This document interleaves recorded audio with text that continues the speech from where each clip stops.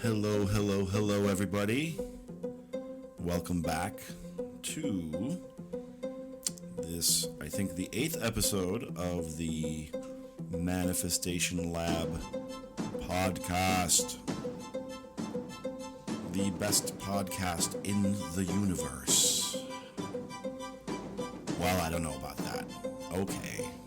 I'm having a little fun. Although this might very well be the best podcast episode of this podcast series. And you'll see why here in a minute. Because I have the distinct pleasure of interviewing somebody who also has, in turn, the distinct pleasure of being the first person I actually interview ever for this podcast. So as you'll see and as you'll hear, this was actually recorded via a Skype call. And so, you know, it might not have quite the quality you'd expect, although on her end of things, it sounds very, very nice. And I think she was probably just using a regular old, you know, one of those like headsets that comes with your phone. And here I am with my $200 microphone, and it doesn't quite sound the way that I want it to sound.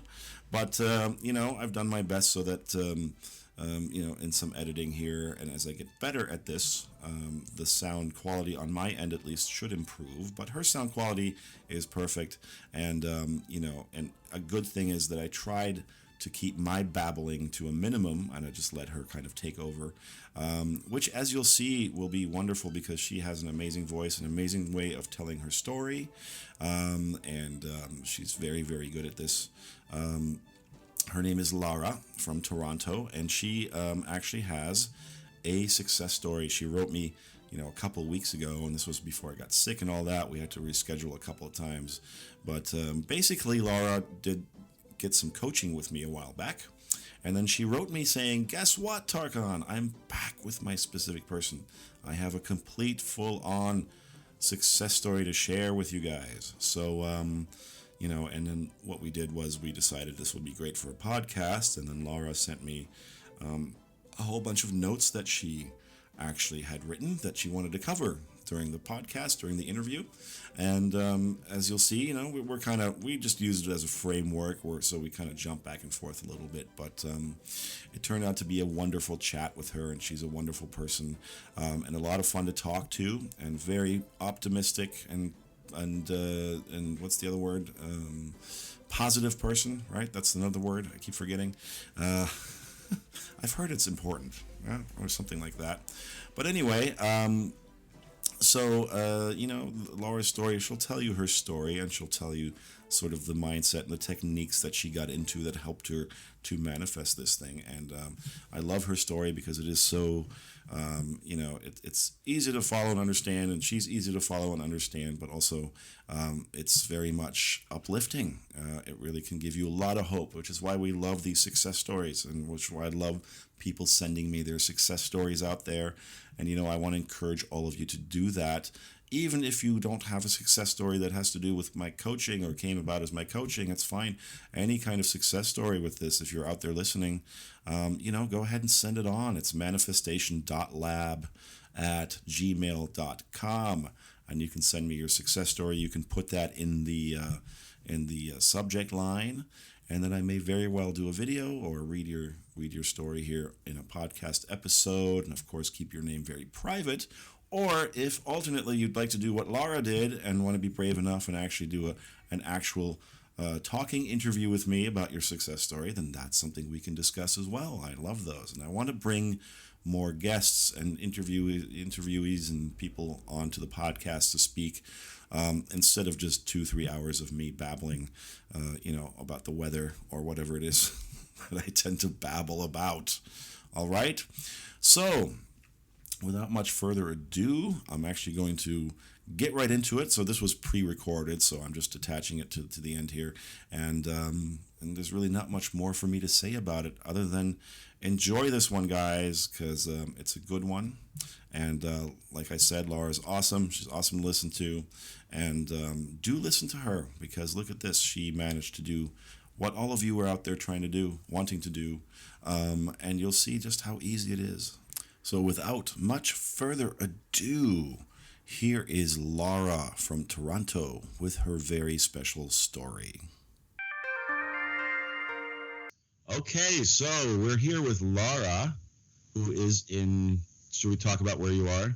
Yes, that's totally fine. Okay, you're in Toronto, Canada. And Lara has written me. She wrote me. She was a client with me. And she wrote me recently about her awesome success story.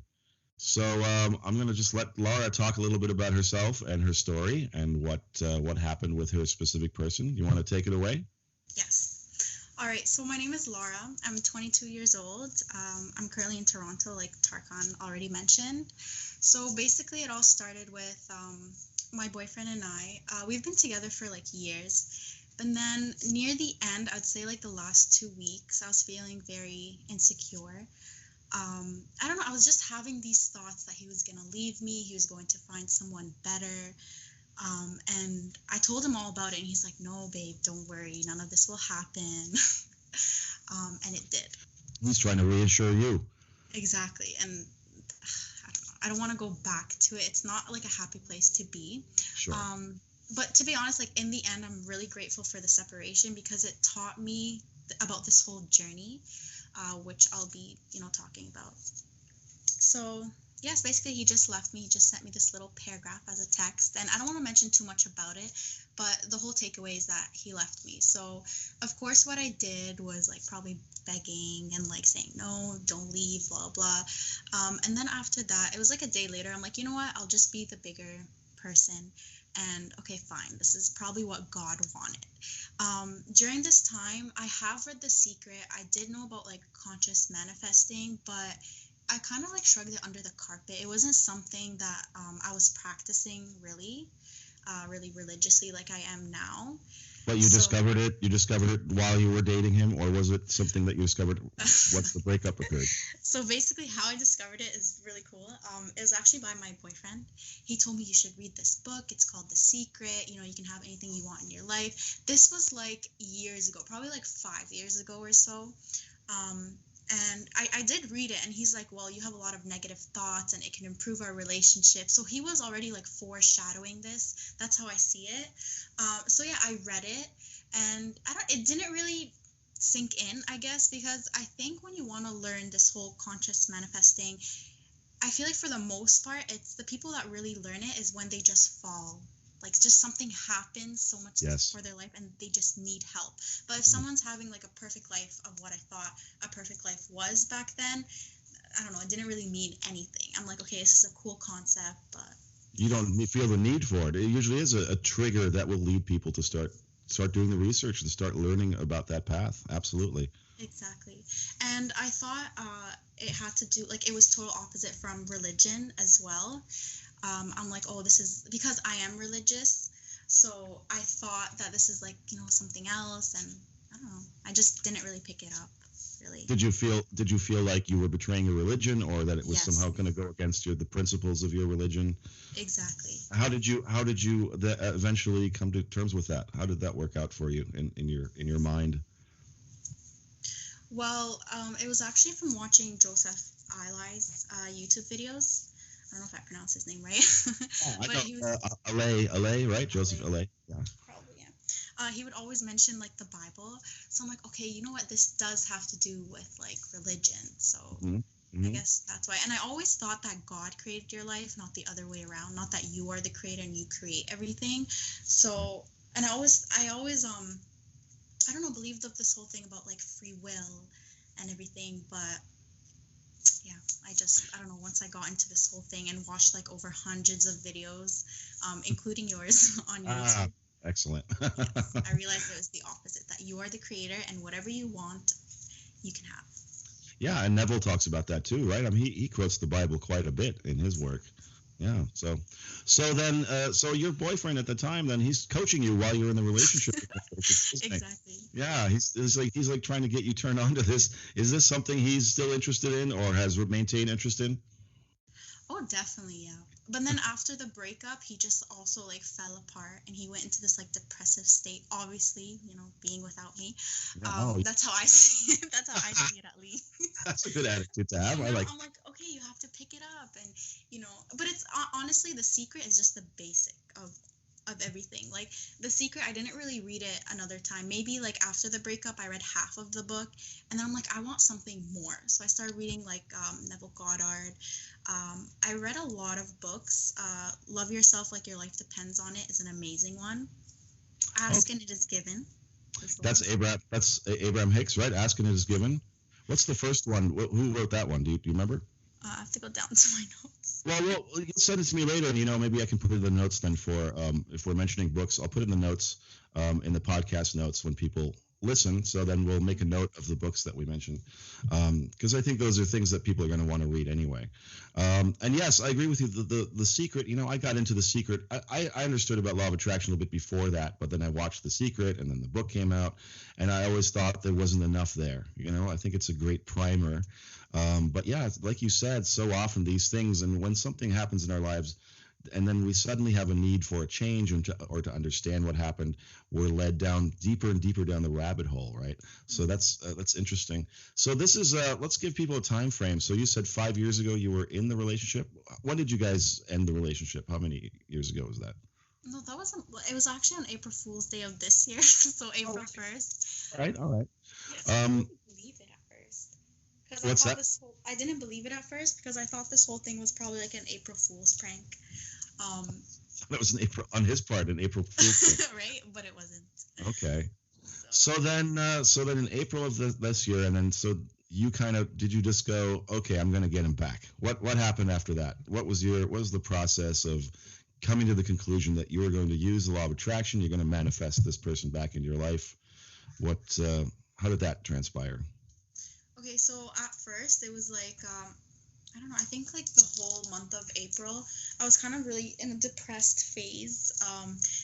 I really went into a dark place. Like, why am I alive? What is the meaning of life? Because I made him, like, basically put him on a pedestal, saying that he was like everything, and this was the only one I wanted. And I'd always tell him, like, you are the most precious person I have. So I think by affirming that later on, it led me into like that rabbit hole that you're talking about. So yeah, and then I don't know, I was just like on YouTube. I don't remember how this happened, but on the side, I was watching like a random YouTube video, had nothing to do with LOA or conscious manifesting, and Agnes's channel popped up. It was a video of hers, and I started watching it, and I'm like, oh, I can get him back. Okay, let this journey begin. Yes. So you're watching a cat video, and then right there on the side, there's Agnes Vivarelli. Did you feel that? You thought yes. Did it feel like an intervention somehow, some kind of a sign, a prompt, maybe from the universe to get you to move in a certain direction, to kind of get you to, yeah. 100%. So then you watched all her videos religiously, and then you watched a bunch of other videos, and what happened then? Keep taking us down the road to where we are now. So I was seeing that she had like a lot of meditation videos, and one of them that like stood out was manifest your ex back. So I did that for a while, and I was like, okay, he's not coming back. Like, I'm doing this meditation, he has to come back, right? It was like basically forcing it the whole time. Yeah. But yeah, he wasn't coming back. And then after that, I think it was on Facebook, I joined this group. I don't remember which one it is. I think Create Your Future by Amanda. Mm-hmm. And then in the comments, they were talking about this WhatsApp group. I'm like, okay, this is cool. Other people helping each other manifest their SPs back. So yeah, I joined this WhatsApp group, and then the next morning I had like 20 new people that I was just like speaking to. And out of those 20 people, 3 of them really stood out, and I still talk to them, and I want to give them a shout out. So all right. Christine, Raki, and Servina. So yeah, we started speaking a lot and helping each other whenever we were down. We still do that to this day. And half of us did get our SP back. The other 2 are still in the process. Mm-hmm. So yeah, it was nice because I don't think I could have done this journey without them. Like it is, I'm not gonna lie and say, oh, this was like the easiest journey, because it wasn't. Mhm. It was really, really tough at first, but then when you have people from the other side of the world that you've never met, but yet, are talking to you daily, checking up on you, teaching you about this whole conscious manifesting, knowing that like you're secure and everything, it just felt, so good. So after that, so yeah, we would be speaking. We still speak until this day. I was still watching Agnes's videos, and I stumbled across something called self-love. Now, What a concept. it's the best thing I've ever learned in my life, because growing up, I didn't have something called self-love. Throughout the whole relationship, I was insecure. And it was basically taught from the younger self. So I guess like from my parents, they'd always compare me to the other siblings, or like your sister's prettier, or the cousins, for example. They'd tell you all these harsh things that later on they were my beliefs. So I thought, I wasn't good enough. I was always the uglier one, or I'm not. Yeah, sure. But But you believed it when they told you, or you felt like that's what they were saying. You believed it because you're a kid. You believe things like that, right? Exactly. So yeah, I started meditating a lot. And at first I would do it to get him back, because that's what Agnes said, do self-love and he'll come back. So I did that, but then he wasn't coming back. And then again, I was still watching her videos, and she's like, if you're doing it to get him back, it won't work. You have to do it for yourself. That's the caveat that many people don't mention. Exactly. So then I started doing it for myself, and little by little, I actually started like not focusing. I don't know. I wasn't really focusing on him too much. I was focusing on myself and falling in love with myself. That like, I just felt like I was on cloud 9. No one could stop me. I don't care what you say. I am the best. I am loved. I am loved. And So was it affirmations that helped you with that? What other things did you do to help with the self-love aspect and to really get into that? Affirmations, obviously. What else did you do? so for the affirmations, I typically used I am loved and I am love. But in the beginning of my journey, all my affirmations would be surrounded around him. So I'd always include his name. And it was only after I did coaching with you that you said, no, leave him out. Because when I did mention his name in the affirmation, it made me feel like I would feel like a sting in my heart, right? Mm-hmm. Or my mind would be like, who are you kidding? Like, he's not with you. All that stuff. So you told me to go general. Yes, because I could tell you were coming from the direction of still feeling very desperate and needy about the situation. Mm-hmm. And I know also from experience, when we put that person or the thing we desire so much into the affirmations, it can make us feel that, like you said, that sting in the heart a little bit. It can remind us of the fact that it's not here, right? So going general absolutely is the best option for that under those circumstances. So I'm glad you did that. So what else did you do? So you did affirmations. You went general with your affirmations. Did you do any, there's like mirror work and that kind of stuff, journaling. Any other kind of techniques you used? Okay, so for the mirroring, the video I mentioned, it's actually called You Can Heal Your Life by Louise Hay. Okay. Or Love Yourself Like Your Life Depends on It. I don't know, one of the two. But it was saying like, she had this technique about self-love. She's like, go in front of the mirror and tell yourself, I love you. So I was like, okay, let me try this. This will put me, it was really like, it served as a test. Mm-hmm. So I did it the first 2 times. I was like tearing up. I couldn't say it the second time because, it was fact. Like, I just didn't love myself. So again, I just went back to the meditations. Like journaling and everything, I didn't really do. But in the beginning of my journey, I did the 55 times 5 technique, thinking that I was going to get him back, but it didn't work, because if you don't have the foundation of self-love, I just believe you can't attract anything. Like, especially if you're trying to attract love into your life, you have to have love before for them to be attracted to you. Absolutely. I don't think you'd want to be around anyone that doesn't love themselves. And I think that's why, that is why he actually left, is because, he saw that I didn't love myself and it wasn't attractive anymore. Mm-hmm. Yeah. So you know, at that point, you weren't really a match to each other either, were you? Because there was sort of a discrepancy going on there. Now, I always say you can manifest things without that complete self-love, but what'll happen often is that it won't be a lasting situation, and it'll be fraught with problems, right? And you want a good, healthy relationship from the get-go. So the one to work on is the one with yourself first and foremost. And just like you said, how can you give love to another if you can't start with giving it to yourself, right? Yeah, that's exactly. The mirroring technique, just to get back to that for a minute, I found it interesting what you said, that it caused you to cry. And was it a sort of a release kind of cry, or was it more of a, God, I can't believe I don't love myself enough? Or, I mean, you know, like, did it feel like a relief? Did it feel like a, you know, was it a happy cry? Was it a... No. Yeah. No. It was a relief in the sense that I'm like, okay, now I know one of my blocks and I know the area that I need to improve in. But it was like, I don't know, I felt like the mirror was telling me, you know, who are you kidding? Like, you don't really love yourself. And I feel like the most powerful person to face is yourself. So the mirror technique is excellent, and I totally recommend everyone to do it. And now I literally do it every single time I pass by a mirror. It doesn't have to be at home. It could be anywhere where I see my mirror. I just say, you know, I love myself. Yeah, give yourself a little wink. I like that. Well, that's the thing, and I tell people this too, and you hear this so often. People start the mirror technique and they feel very goofy, you know.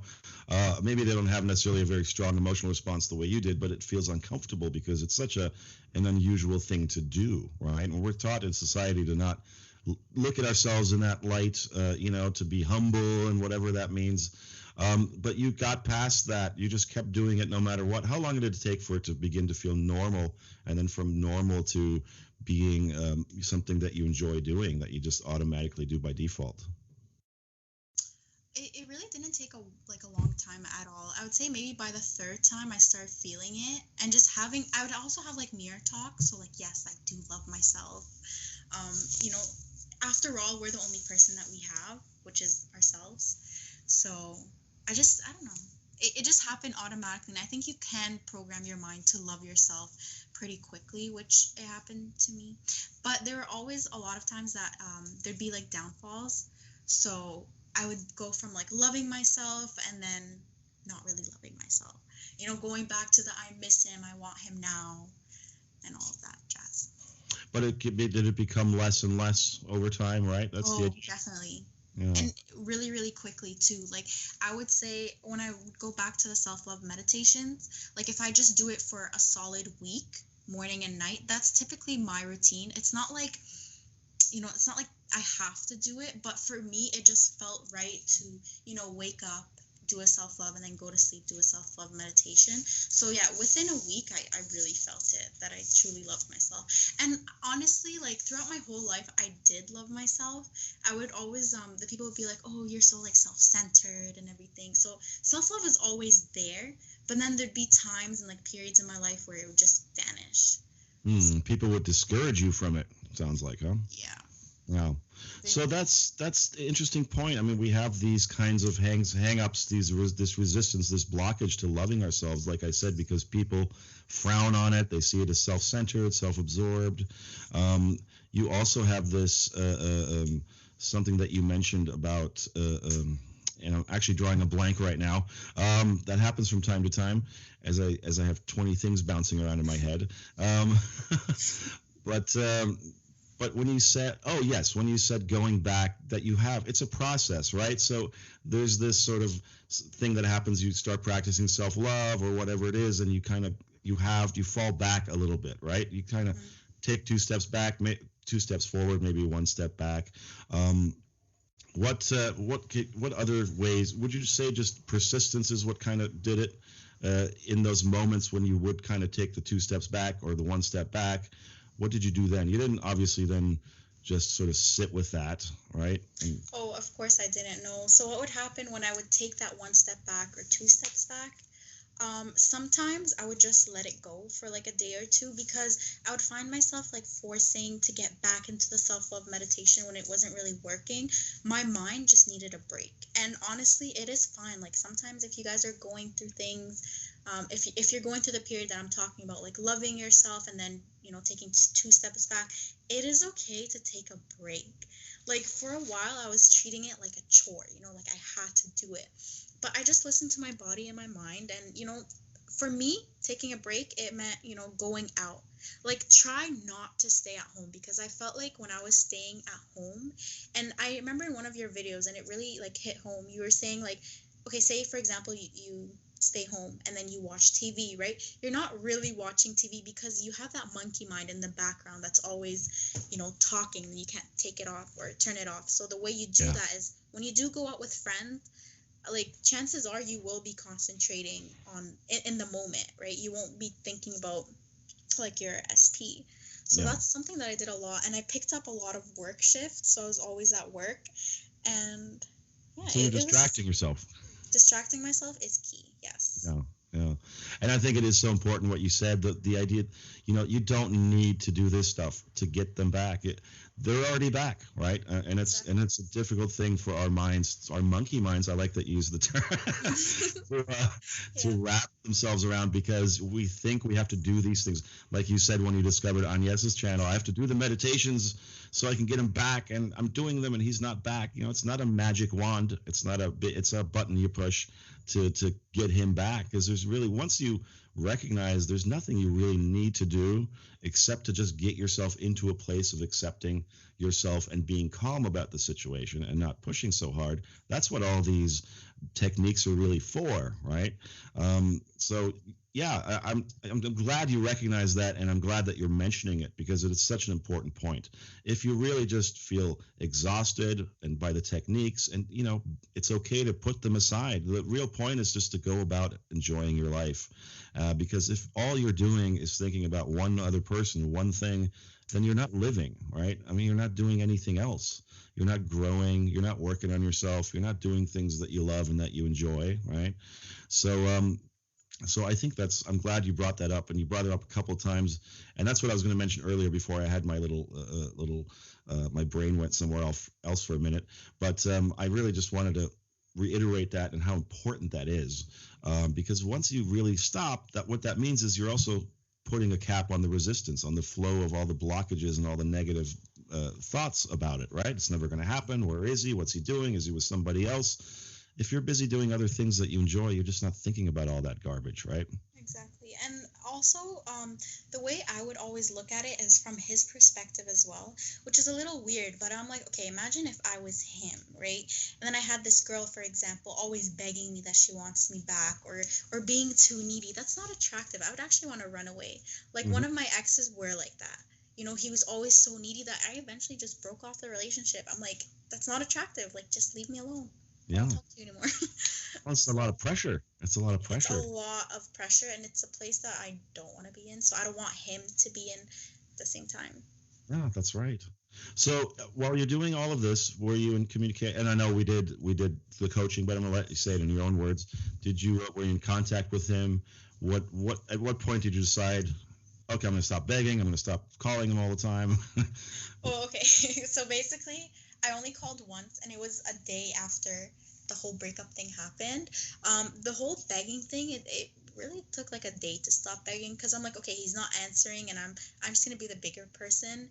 And if someone doesn't want you, just don't force it, But back then, I thought this is what God wanted. Like, God wanted me to be with someone else. But it was weird, because I'd always like talk to God, and then I'd be like, okay, but like, we have such a good relationship, like we don't fight. Why all of a sudden after years you're pulling him away?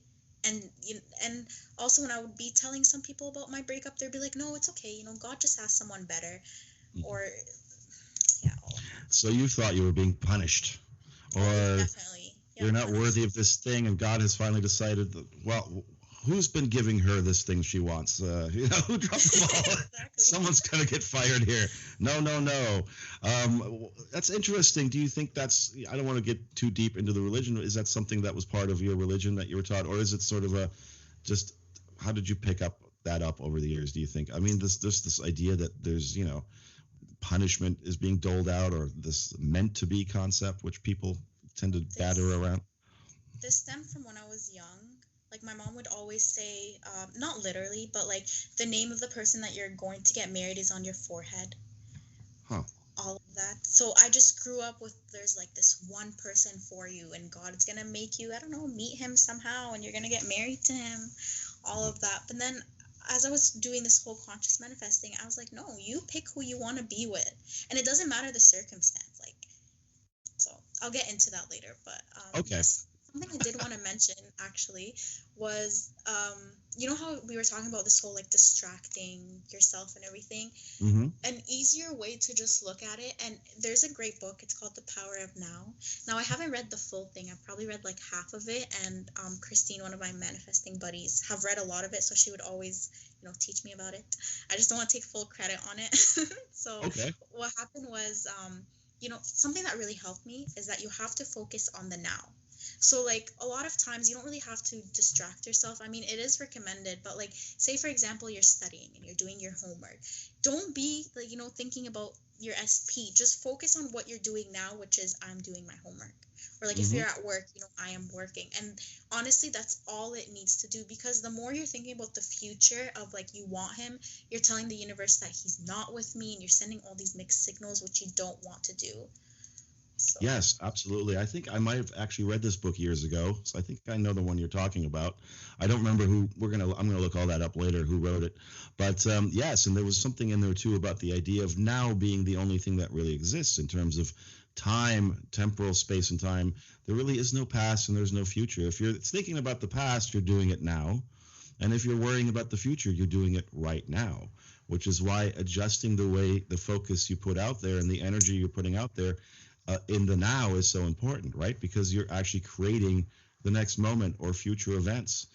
Even thinking about the past or thinking about negative things from the past and, woe is me, why did I make that decision, and blaming yourself for mistakes and all that kind of stuff. It's a very important point.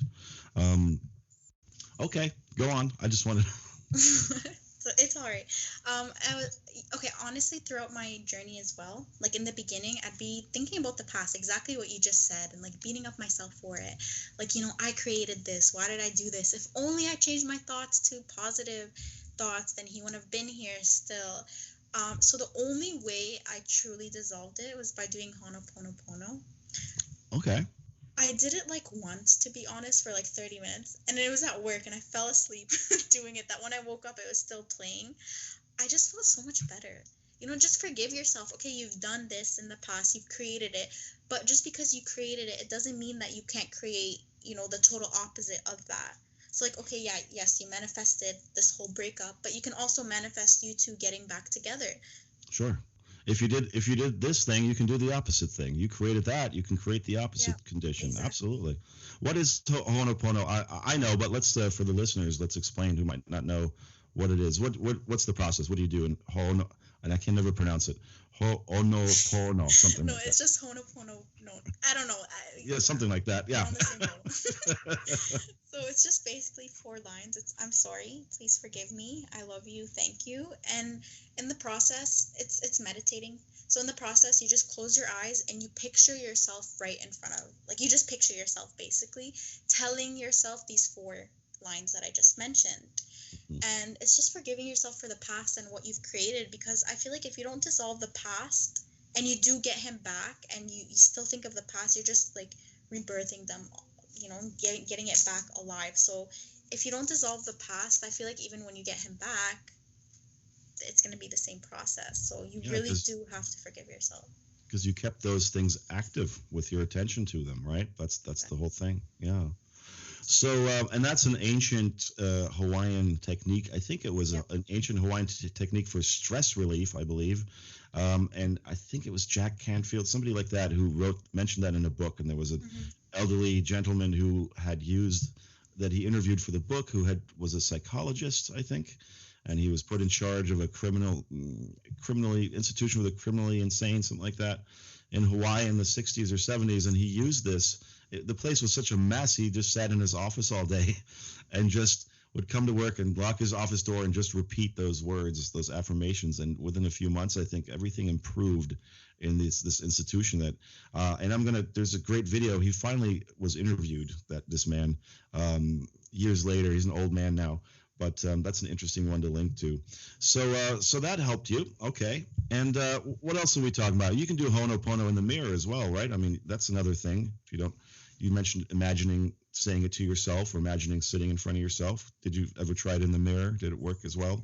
No, the only thing I did in the mirror was I love myself, but Ho'oponopono, you can just do it anywhere, honestly. Like, even if you're on your way to work and you just want to say those 4 lines a couple of times, like, it just works, you know. Mm-hmm. You can do it anywhere, as long as you're focusing in the now.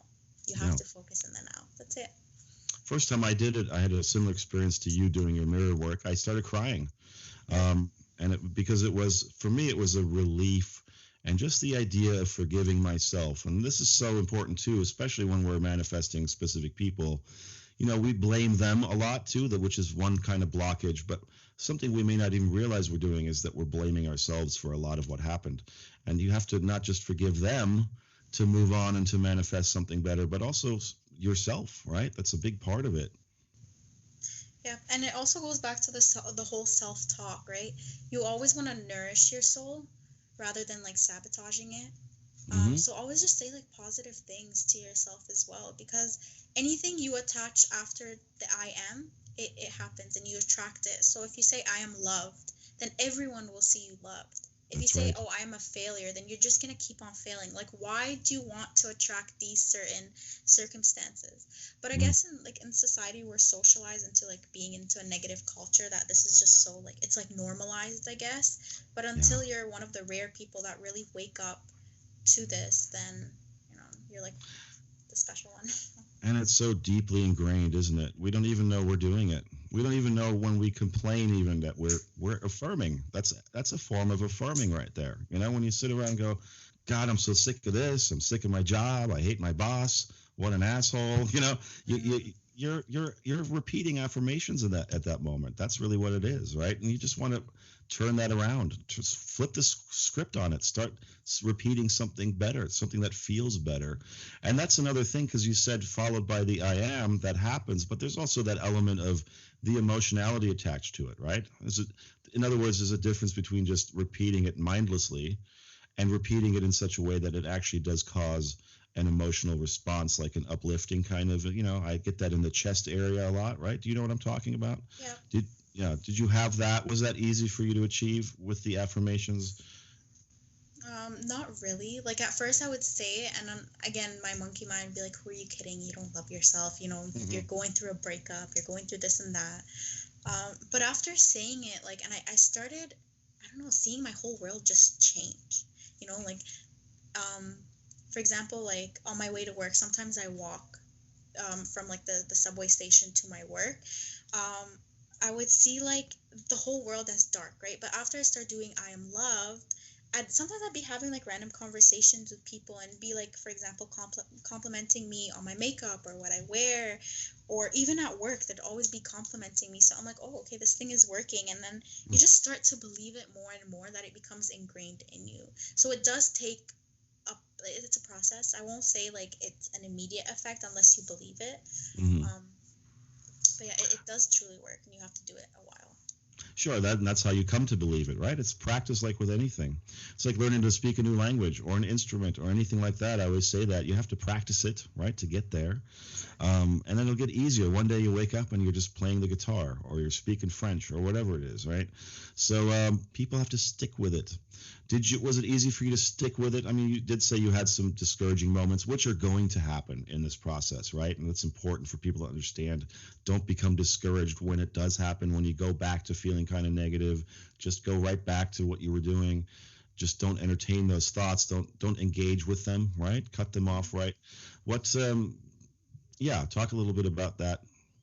So basically, when I would, again, like take a step back and I would still fall into that hole that you were talking about, what I would do is either I would take a break again, or I would just keep on saying it until I truly believed it.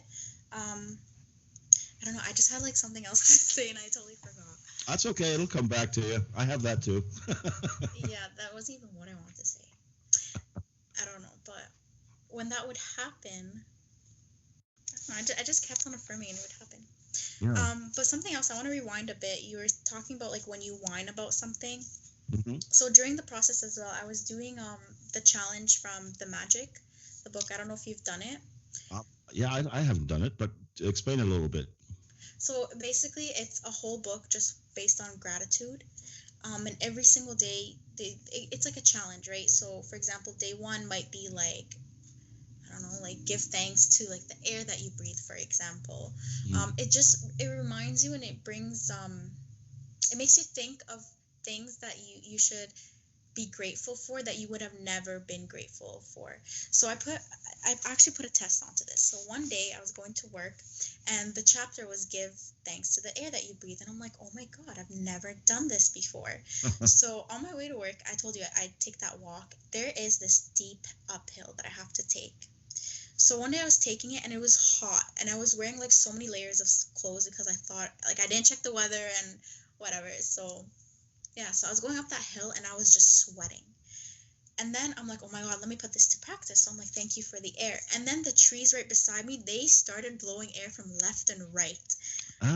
The first time ever that I actually finished that hill and I wasn't sweating. Like, I didn't need water, I didn't need anything. I was actually like, chilled. Like, I was like, I don't want to say cold, but I there wasn't a single sweat.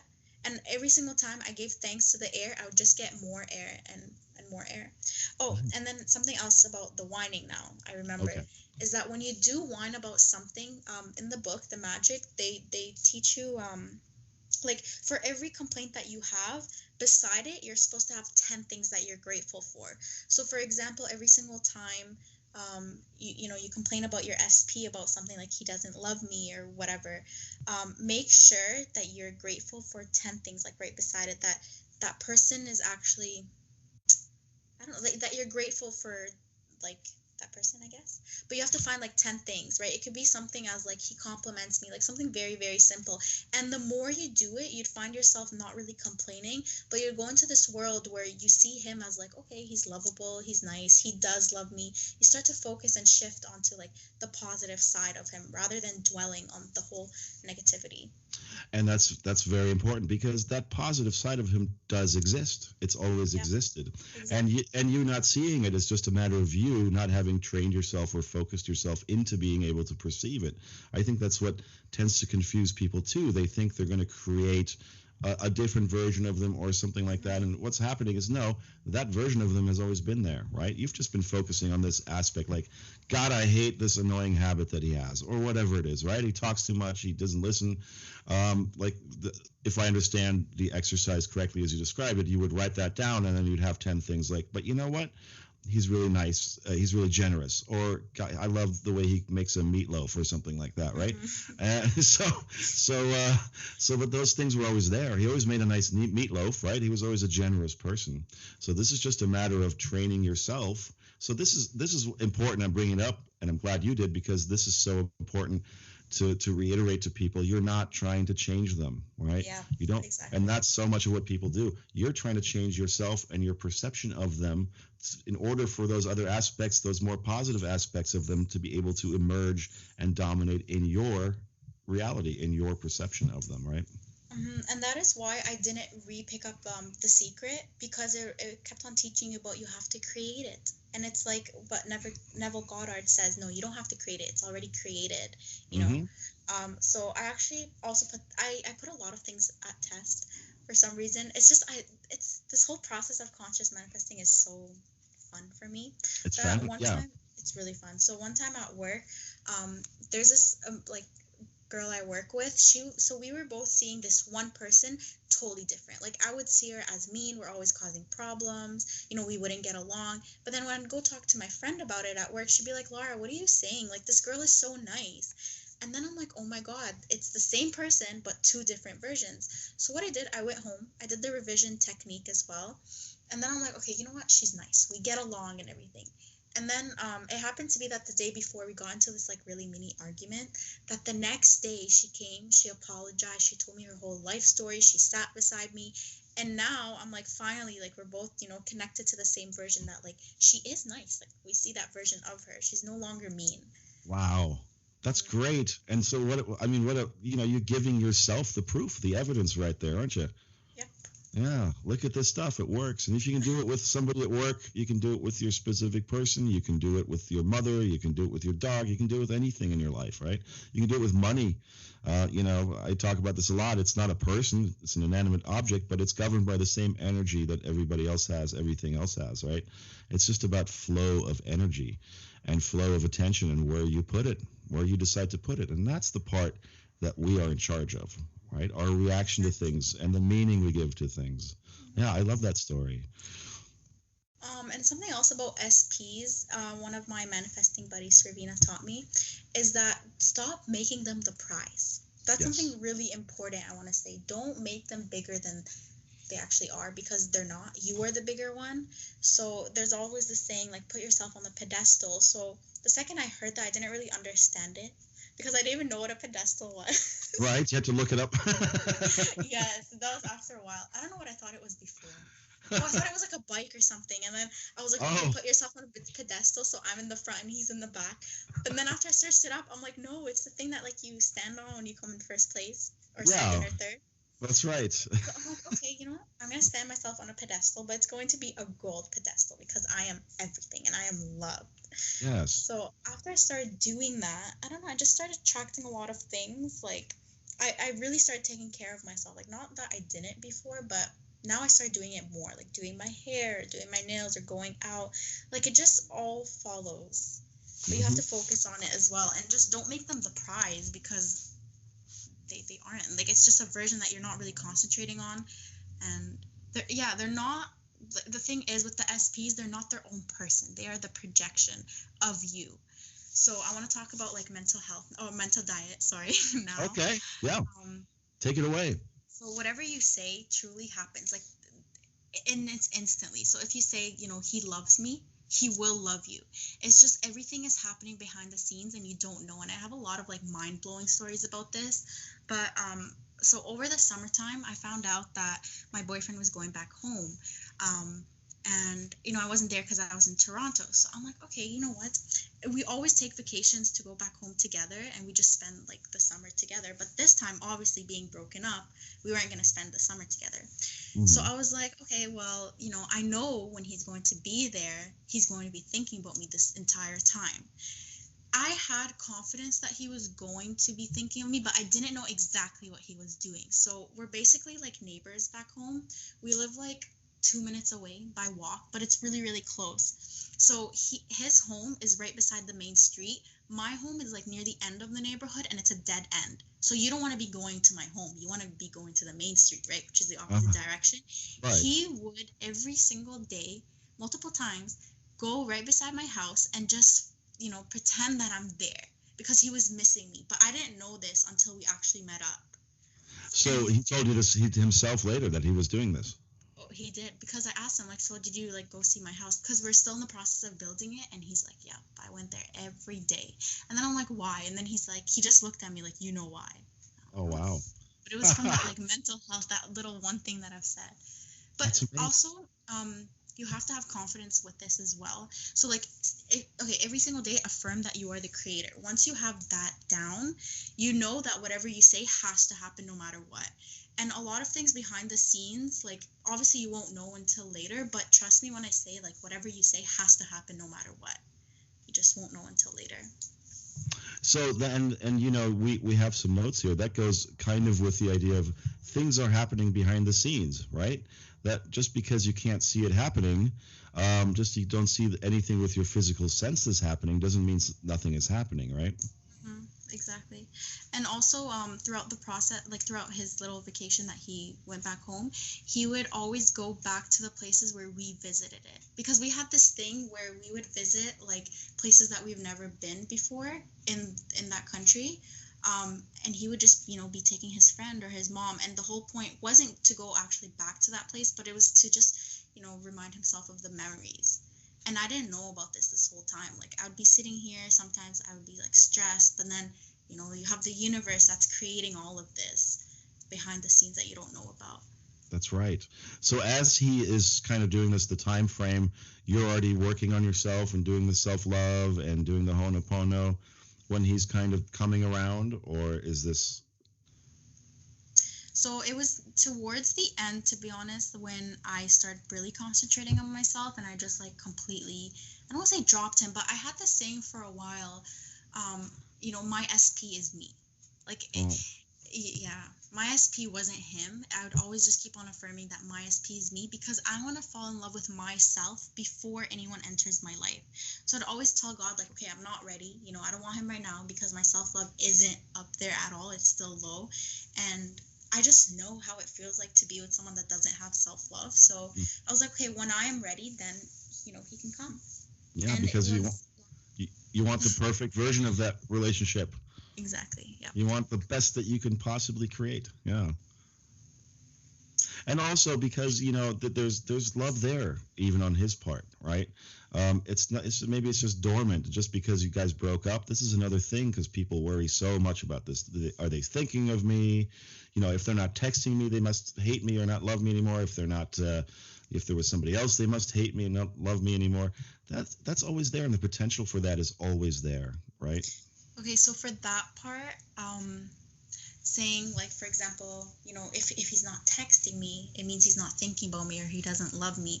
But that is not true because throughout my journey, he only spoke to me one time and I spoke to him one time. So we were only in contact for like 2 times, but it wasn't like a full-on conversation. The first time it was my great-grandmother died, so he just, told me, I hope you're okay, I hope everything's fine, and that was it. And then after that, it was like in July, it was his birthday, and I was debating, like, should I message him, should I not? But I'm like, you know what, I'll be the bigger person, I'll just message, and I won't expect anything in return. Never expect anything in return, just do it. I wish him happy birthday. The next day, he sends me this message, and it was like, thank you so much, God bless your soul. I'm like, oh my God, this is so deep. But like, I'm just wishing you That's pretty deep.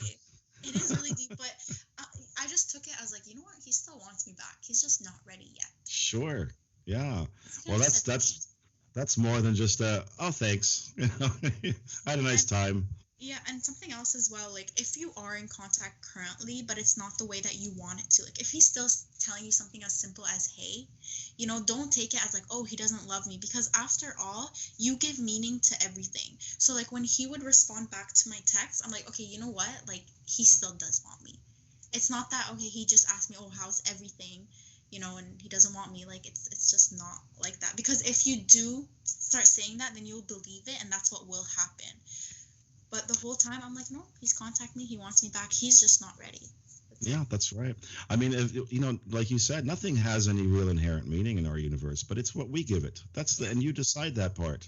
You get to decide what you give meaning to and what you don't give meaning to. You get this a lot from people too who come and they just have a tendency to take everything in a negative, pessimistic direction. So they'll take even a really positive message from them, let's say, and spin it into something negative. And I go, wait a minute, what are you doing? But, it's a habit. It's just a habit that they've gotten into. And, the best way to get rid of a bad habit is to just practice a new, better habit, right? And it sounds like that's what you were doing here. I was trying to think of everything in a positive light as well. And it is training, but I would do it in the moment, right? I wouldn't dwell on whatever just happened, then go cry. No, I'd do it in the moment because I knew I was the creator. So when he would message me, for example, like wishing, if I was okay after my great-grandmother's death, I was like, okay, you know what? He took time to think of me, then to open my chat and to message me. So I was grateful for that. Even if the whole conversation wasn't about us getting back together, he still contacted me. He could have easily, just not contact me, not cared and everything. But I just decided to see it in the light of, he does want me back. Of course, he still cares about me. Sure, absolutely. And that's going to be your reality. That's going to be your truth. As you accept that as being truth, that becomes your truth. Mm-hmm. And also I'm looking down my notes, and I just want to cover belief as well, because it's something really important. Throughout this whole journey, I personally believe that belief doesn't have to be 100% because I did have doubts. Like, I'm not going to sit here and be like, oh, I knew this whole time he was going to come back. Like, at first, I was like, no, he's not going to come back. This is what God wanted and everything.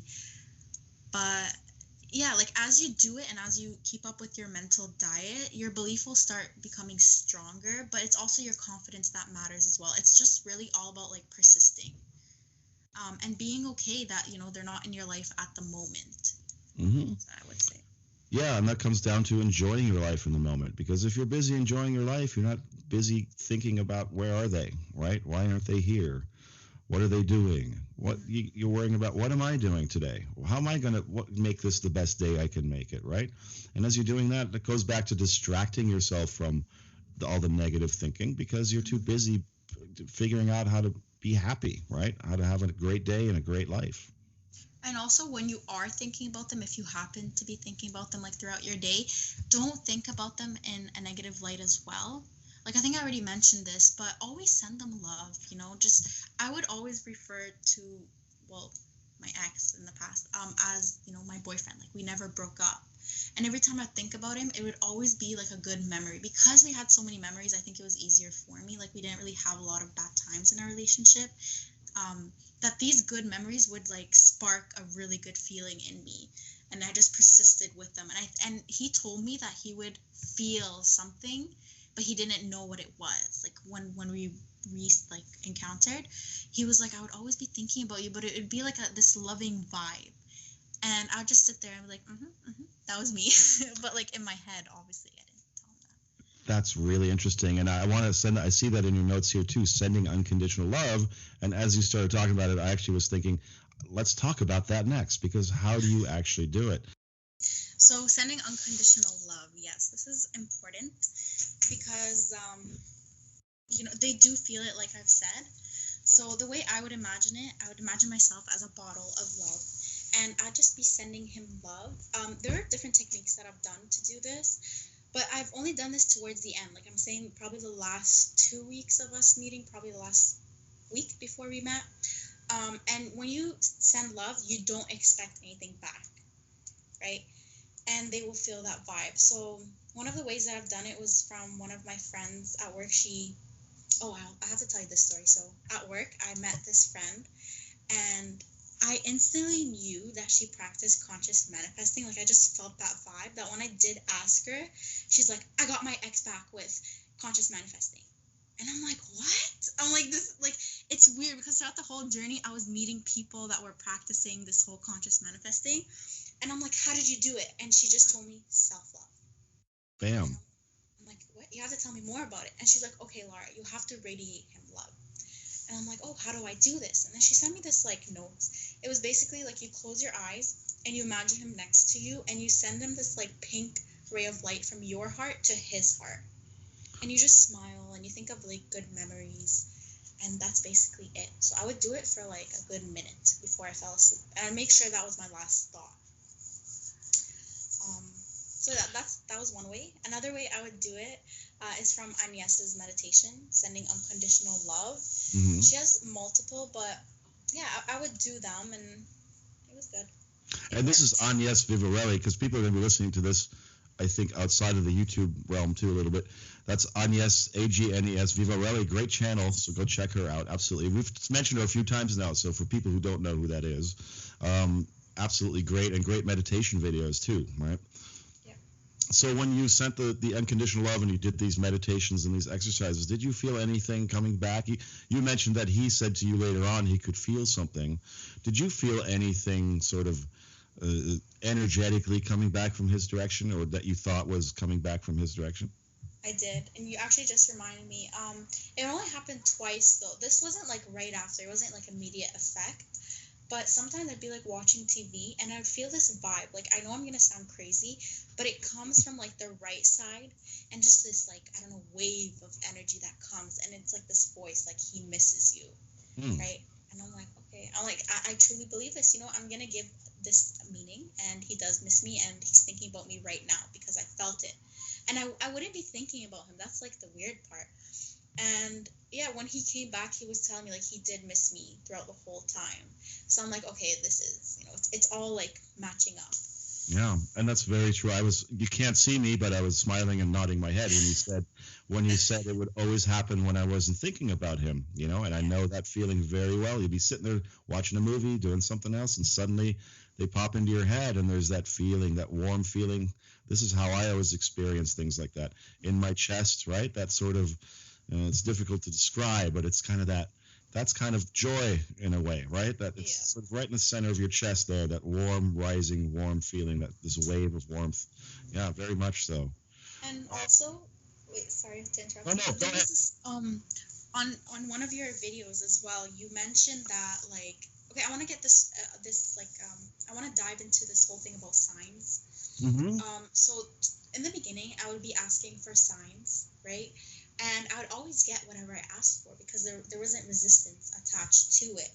But then in one of your videos, you were like, okay, don't ask for signs because, there's no resistance attached to it and all of that jazz. So towards the end, I think after I've done your coaching, you said that, like, sometimes usually when you don't ask for signs, you do receive signs. And I've had some crazy, like, experiences with it because towards the end, I, like, signed up to the gym, I work out and everything. I would see people that look exactly like him.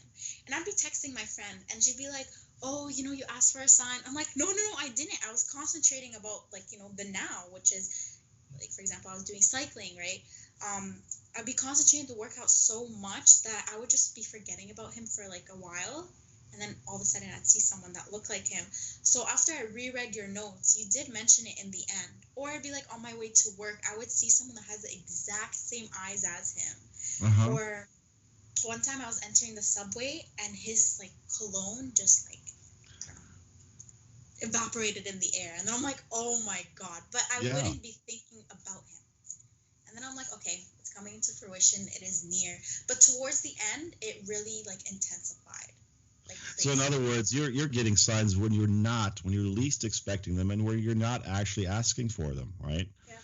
Yeah, and maybe that's a big difference. People go, is this a sign? It's like, well, did you ask for that? Is it something that you're interpreting as a sign or you need it to be a sign? But it's all those moments when you're not thinking about it, when you're letting go, you're focusing on your workout or whatever else, and then boom, something like that happens. Like you can rest assured that is a sign at that moment. Yeah.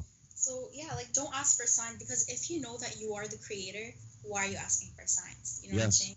And also something else, this was another sign that I thought it was so cool, but it was the universe communicating to me. So he asked me out, well, I'll say how we got together, but basically in short, he asked me out for dinner. He just sent me a text message being like, I'm flying to Toronto because he's a flight attendant, so he got a flight.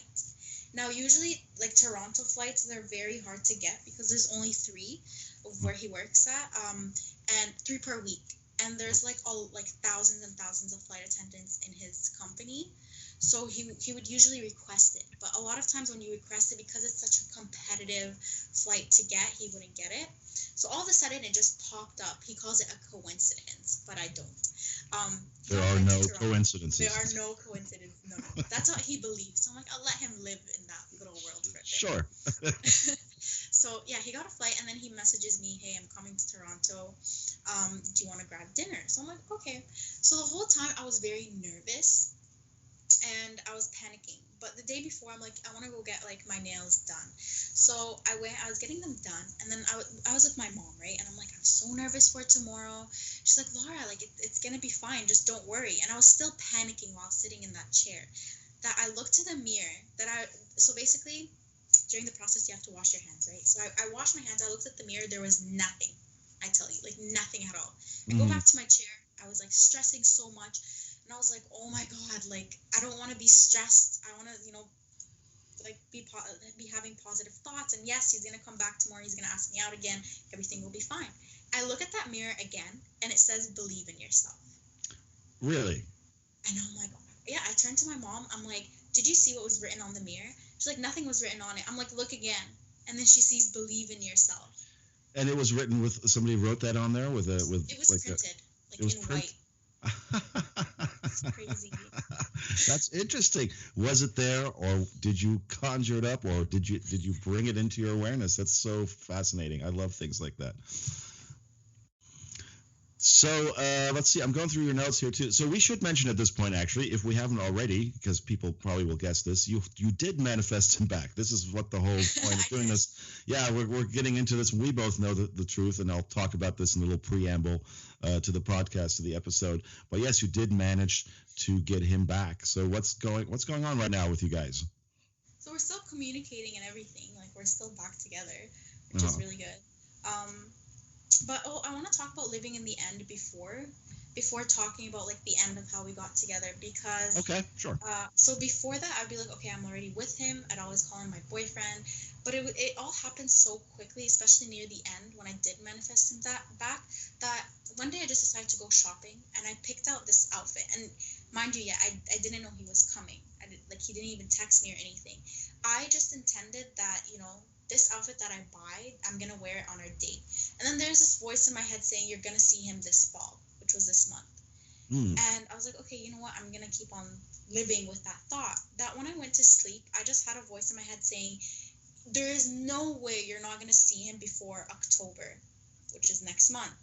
Literally 2 days after, I think it was probably like the next morning, he just messages me and he says, I'm coming in September, which is in the fall. So, yeah.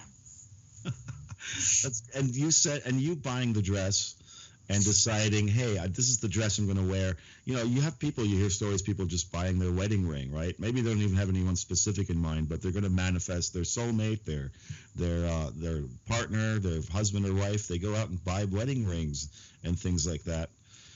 Was that the intent there with that? You just decided, I'm just getting ready, so I'm going to take the actions I would take anyway. Kind of, yes. And I don't know, I just felt like it was near, so I was just taking action. But I wasn't really planning on doing it. That's the thing. Like, with this whole conscious manifesting, I feel like there's all these voices telling you what to do, and you just have to follow it. But if you're doing it like, okay, today I'm going to go shopping to buy my outfit, like, I don't feel like it would work. It just have to flow naturally. That's what I'm saying. Right. Don't force it. It has to be, yes, and that's a very important thing too. Whatever action you're going to take, it has to feel like the next natural thing to do. And if you have any kind of resistance about it inside yourself, it's probably not a good action to take at that particular moment in time, right? And also something else, this is like off topic as well, but I want to mention social media so badly because it is really important. And I see that here on your list, a lot of points under that one. Yes. So for social media, I would recommend you to probably like deactivate or spend less time on social media. Because a lot of times, for example, when I had Facebook, I would be snooping on his like profile or his mom's profile, and I was like, hey, this is unhealthy. So I just deactivated it altogether. And for me, it was easy to deactivate social media because I wasn't really big on social media. Like, I still don't have Instagram because I like to live in the now and not in this like virtual world. Or a lot of times, like, for example, when you have Instagram, you may see people like who are photoshopped, have filters, look better than you, and that just wrecks with the whole self-love. If you're trying to build that self-love foundation and you don't have it yet.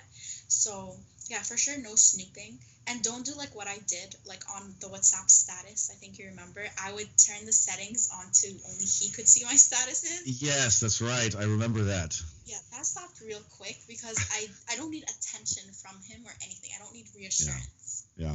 Just get confident that he's coming back. Yeah, that's part of the act of trying to get his attention, trying to win his approval is what that's really about, right? And that's the opposite of what you're trying to achieve, who you need to become in order to become the version of yourself that already has this relationship, right? Would you be doing that if you're back together with him? And that's for people out there, or her, whoever it is out there. Think about everything that you're doing and ask yourself, the version of me that has this, is that version doing these things? And if the answer is no, then stop doing those things, right? I literally just wanted to mention that. Yeah. Really funny. We've been synchronizing because I want to say something and then you mentioned, let me bring it to this point, and that's exactly the next point that I wanted to talk about. So that's perfect. And there's also something else I see a lot is this common misconception of, I have to date someone else and then my SD will come back. That doesn't work because, again, I'd always ask myself, if I had him, would I be dating other people? Right. Because the thing is, why are you playing with people's feelings as well, trying to move on? Like, it just doesn't work. And for me, I was never the girl to even date around at first. So, still am. Like, I don't date around. You're not saying now you're that girl, right? Yeah, I really stick to that one person. Hence why I've been with my current boyfriend for so many years.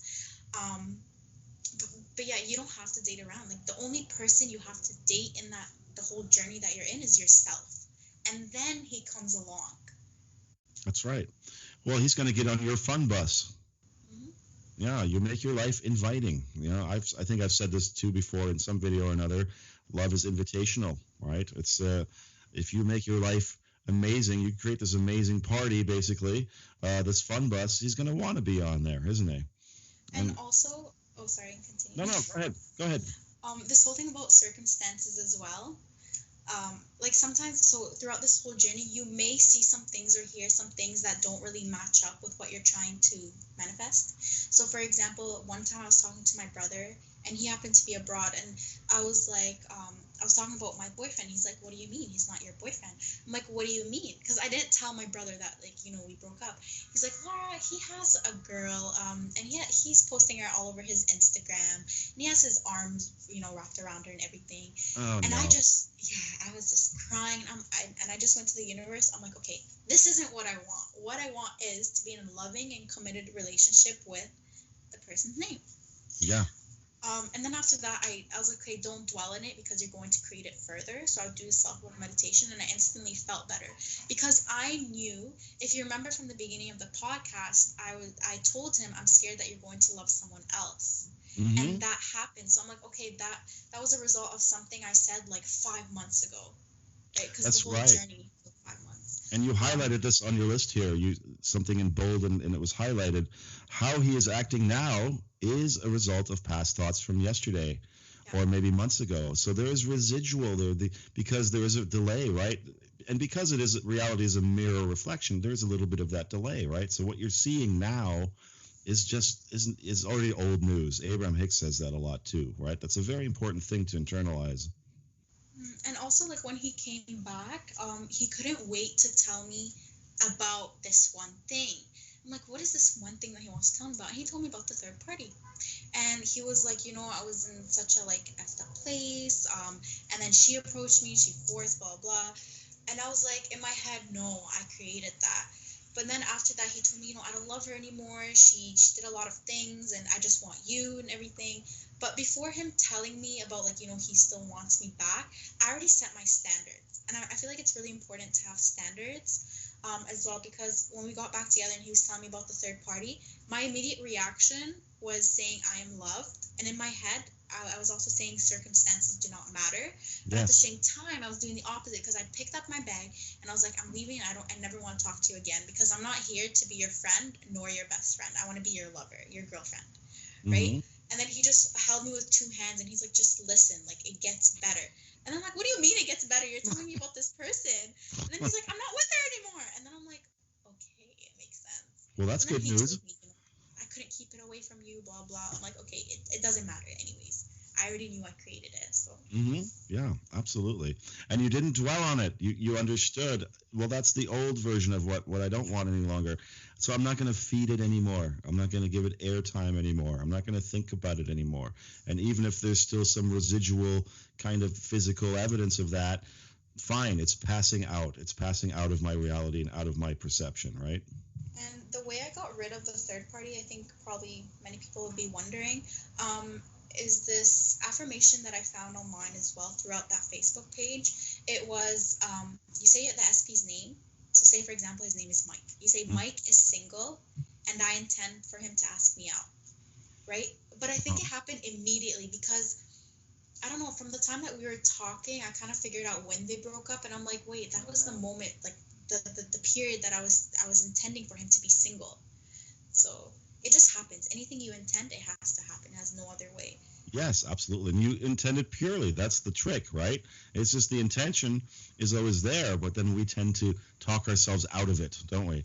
By dwelling on the things that we don't want to dwell on anymore. But it's a habit. We get back into it, and then we tend to go do this one step forward, two steps back kind of dance with the situation. But it can happen very quickly. So I'm looking at and I know we jumped around the list here a little bit. I'm kind of letting you lead this because you're very good at this. What do you want to talk about next, sir? I think we talked about, like, I don't know. It looks like, let's see here. Circumstances don't matter. And you said that actually, that's a 𝗏𝗧 thing. Are you aware of 𝗏𝗧? Because I remember hearing that the first time through 𝗏𝗧, which was circumstances don't matter, but state of being matters, right? So it's the idea of what is it you really want out of the situation, which is always a state of being, a type of feeling that you're after, right?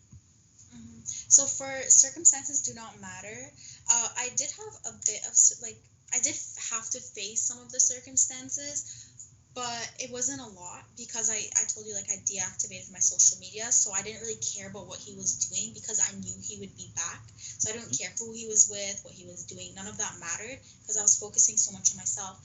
But when you do see a circumstance, obviously know that it's a result of your past thoughts.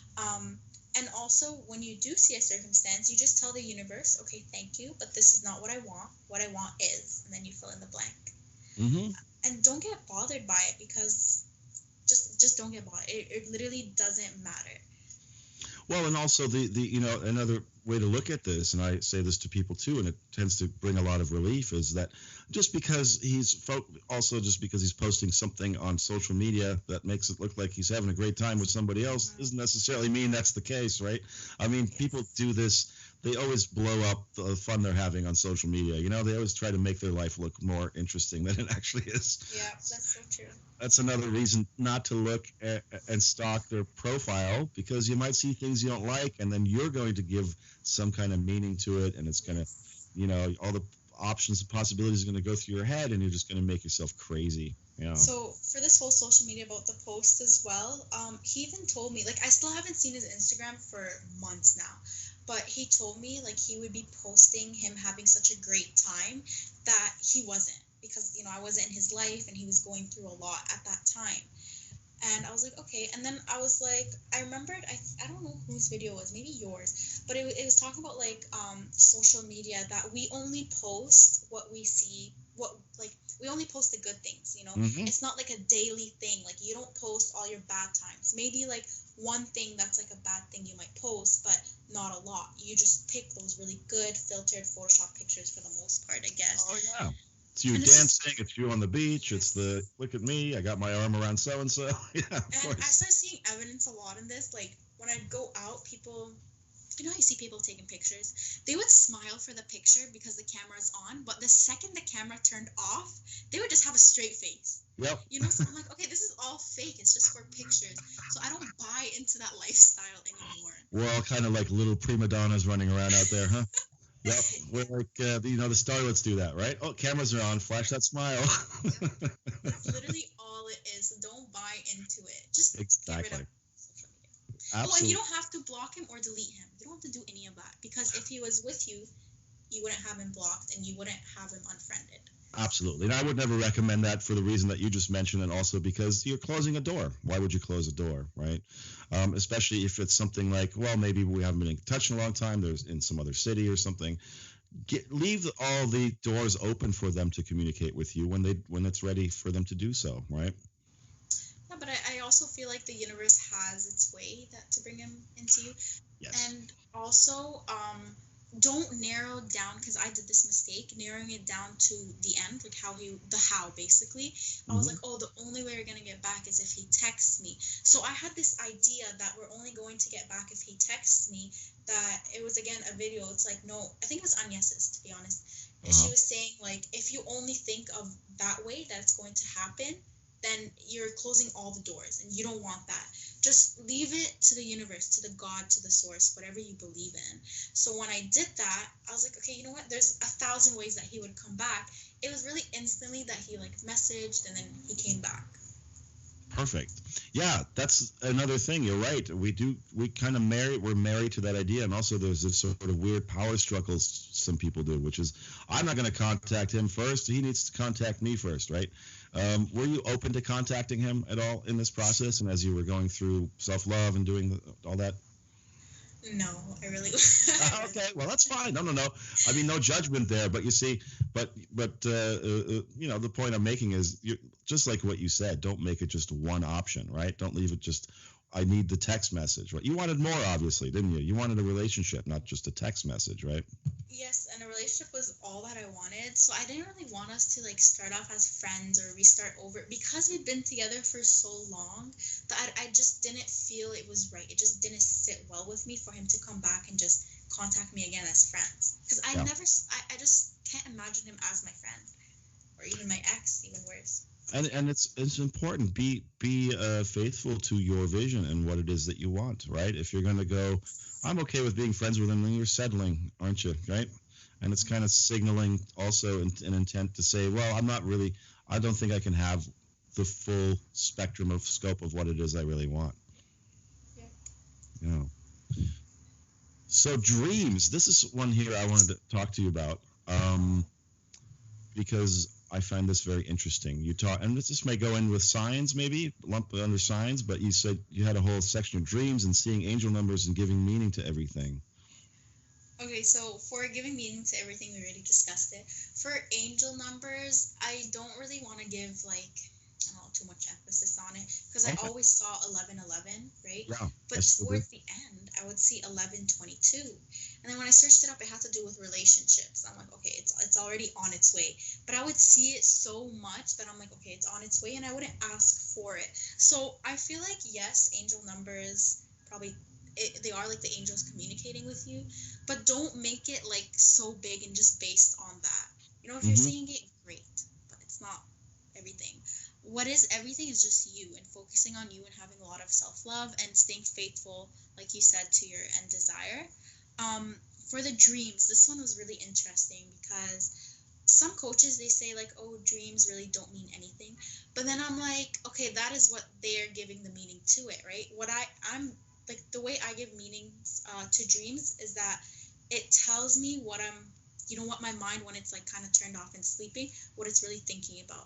Like whatever I'm focused on, I get, right? So there were some dreams, majority of my dreams that I had of him were him telling me that he wants to get back together.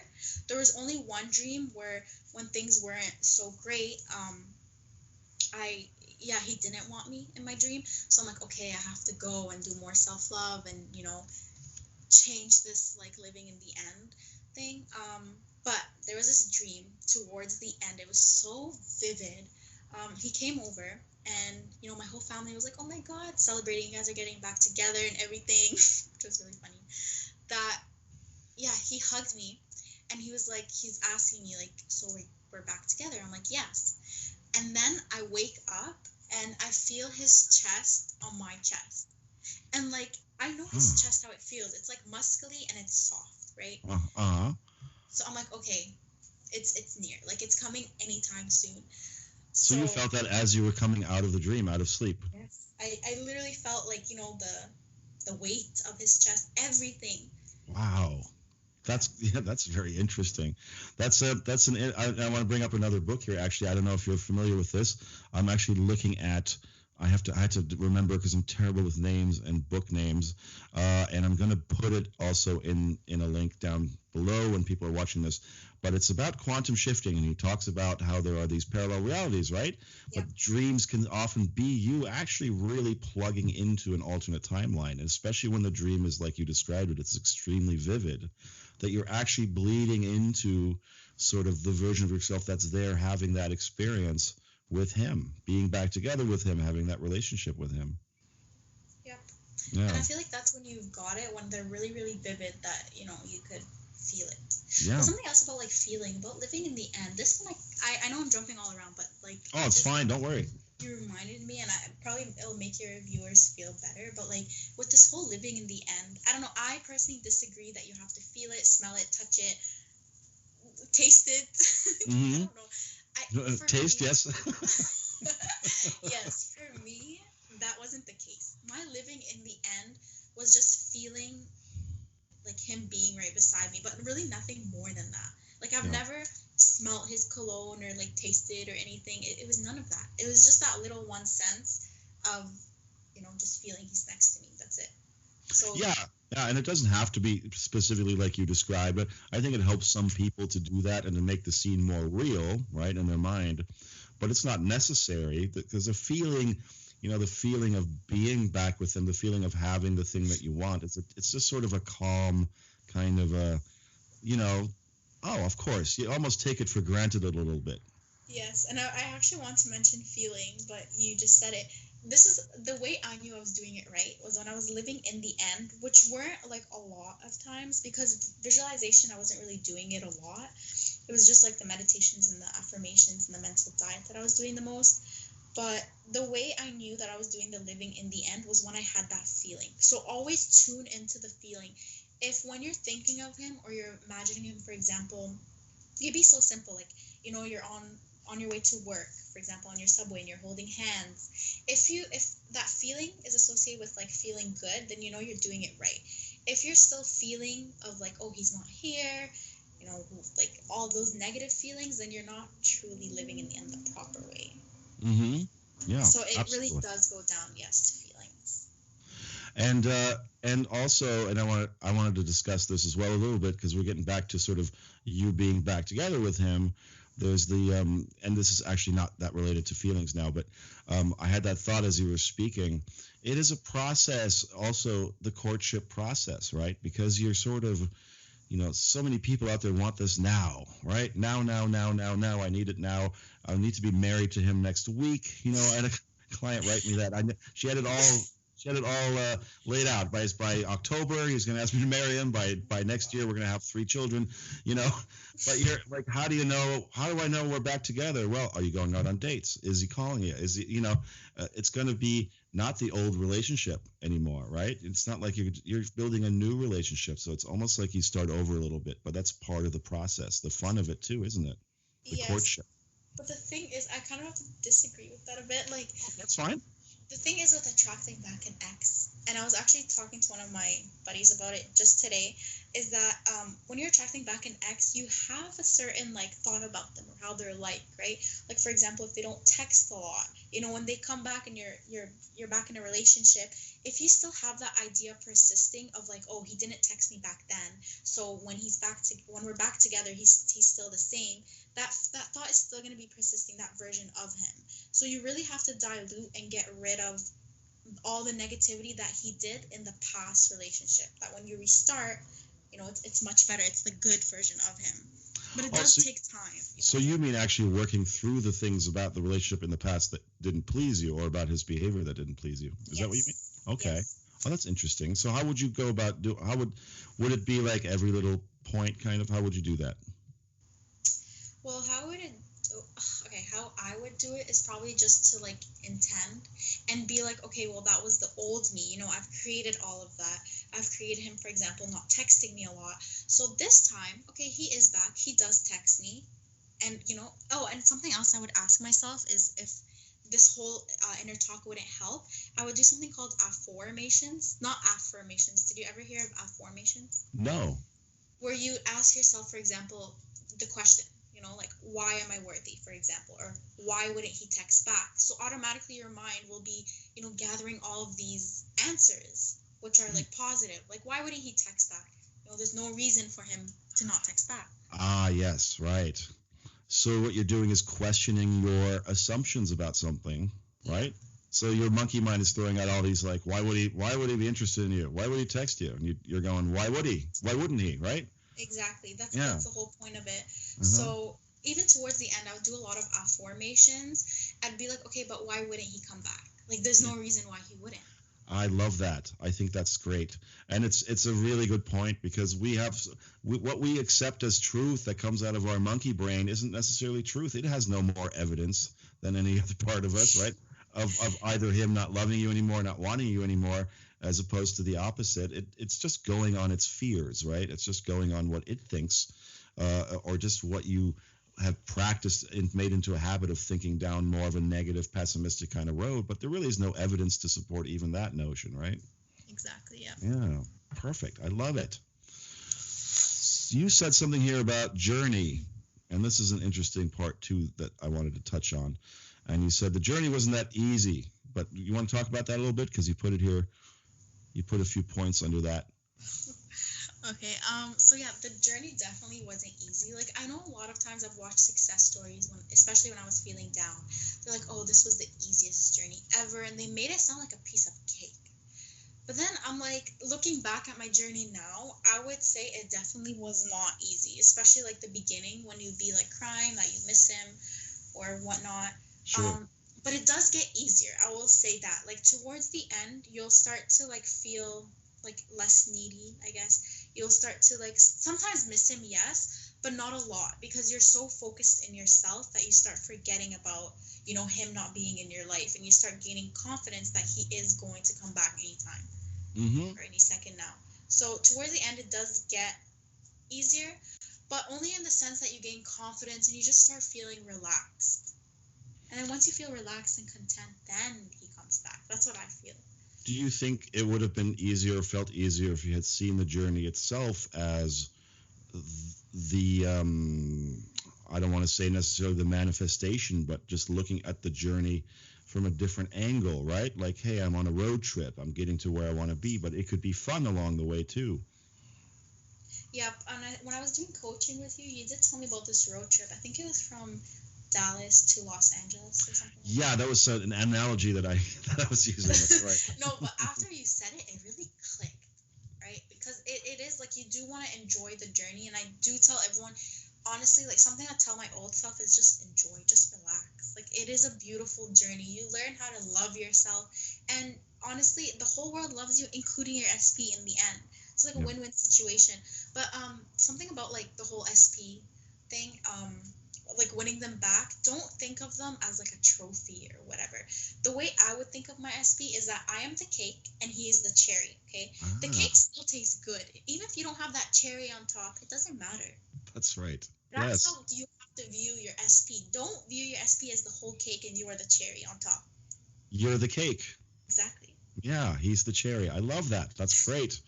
Yes, and you know, like you said, the cake is delicious anyway, with or without the cherry. The cherry will just make it a little sweeter, a little bit nicer, right?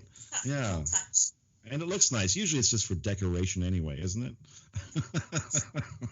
Exactly. Perfect.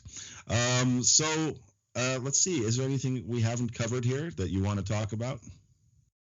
I don't think so. I don't remember, to be honest. Okay. Well, we have a lot of points here, so it's easy to get lost in the woods a little bit. Yeah, but like my main takeaway is just enjoy the journey. Do a lot of self-love. Just really love yourself, because we're not really taught that, I guess, when we're younger. Maybe some people are. I would say like 2% probably of the world population. And he will come back. And just don't, make sure you observe you police your thoughts. You know, just always say he is back, or manifesting SP is so easy. Just yeah, I like that, policing your thoughts, and that's really a big part of the process too. Is you have to, you know, it's so easy for us to get into the mindset of something negative, and because we've practiced that for our whole lives, maybe it's easy. It becomes our comfort zone, right? And so it's easy to go to that in the end and not think about it, but you have to sort of stop yourself dead in the tracks a little bit and catch yourself thinking those things. Then just think of something opposite, think of something fun. It doesn't even have to be your specific person. It could be anything that, you know, have some memory from the past where you had a good time with some friends, or some joke, or watch a comedy, or listen to some music, anything really to not engage and build the momentum of that negative thought. For the music in particular, I really stopped listening to music, because a lot of times it was like, I don't know, I feel like a lot of songs are about like breaking up and not being with the person. So I just stopped listening to music. Instead, I would listen to affirmations, or I would meditate. Yeah, meditation. You're very right about that. There's a lot of music I used to love that I still love it, but I don't listen to it as much because it was taking me to that dark place, right? Yeah. But there's music. You can listen to sort of instrumental, uplifting music. I like to do that while I meditate. I listen to very uplifting kind of instrumental music that's, you know, sort of just puts me at peace. So but the point, of course, is that whatever it is that sort of makes you not think of them so much, or not think of the negative situation so much, it could be anything. You know, if it's music, you could sing, you know, if you like to sing out there, just bust in a song. Yes, I sang and danced a lot. I was just happy. Yeah, perfect. I love it. So here you are. So let's real quick. You guys are seeing each other. Everything's peachy keen. Yeah. Yeah. Perfect. Well, Lara, I think we can wrap it up at this point. Your story's amazing, and look at that, guys. Since April, that's not that far. That's not that long ago. For everyone out there too, how long did it take you? How long did it take you? Don't worry about it. Yeah, and don't worry about how long it takes either. You know, you could have done this if it was 6 years between breaking up and getting back together, right? It just really doesn't matter. So here you are, and Lara, thank you so much for sharing that story with us. Thank you for having me. She can do it, you can do it, guys. Oh yeah, and also don't believe anything of free will as well. You know, just saying, oh well, he had free will, he decided to come back. Don't erase the whole thing about free will. Yeah, don't even. It's a projection of you. That's what it is, right? They're in their own little universe where they have their free will, but in your universe, they don't. Yeah. Yeah, absolutely. Well, we can talk about that. So maybe I'll have you back on. You're really good at this. Thank you. All right. Okay. Thanks a lot, Lara from Toronto. Well, we got cut off a little bit at the end there, but we got the meat of it in. And what a fantastic story, and what an awesome person to tell us her story. So I want to thank Lara again. And like I said before, now you guys see how easy it is. Anybody can do this, including you. All right, so take those tips, watch my videos, but take Lara's tips, and listen to her, and apply it to what she said to your own life, okay, and to your own situation with your SP or specific person, and not just that, but whatever it is you want to manifest. These principles apply across the board to everything. And I want to reiterate to everybody what I said before. If you have your own success story to send me, please do send it to me. And again, it doesn't have to be something that happened as a result of my coaching, but anytime in your life that you can think of where you manifested something that was big for you. You know what I mean? Not those little things. I mean like the big things that really worked out for you. Sit down, write it down, or send me an email. Maybe I'll have you on the podcast, or we'll do a video interview. And you can tell your story because, like I said before, this is really good stuff for people to hear. It's very, very encouraging. It's very uplifting. And so often, I've used success stories and Googled them, and just for the purpose of kind of giving myself that little bit of lift up whenever I've needed it. So I know how effective they can be, right? So listen to those. Listen to as many as you can out there too. Go find your own success stories, but definitely write me with your success story, because I would love to feature it. Okay? That's Matt. You can email that again to manifestation.lab@gmail.com. Thanks again to Lara from Toronto, and to every one of you for listening, all my YouTube subscribers out there. And for those of you listening to the podcast, and in case you didn't know, I have a YouTube channel. You can see my mug while I speak. And won't that be exciting? Haha. So you can go there, Manifestation Lab on YouTube. And all the pertinent information will be under the videos in case you want some coaching with me, in case you want to leave me a little tip in the tip jar. You want to join the Facebook group, the Manifestation Lab Facebook group. There's some great people over there, including Lara, I believe, is a member. So, yes, by all means, do that. And I wish you all a wonderful, wonderful, whatever you're having, wherever and whenever you're listening to this. Thank you again for tuning in. And until next time, this is Tarkon saying happy manifesting and bye-bye.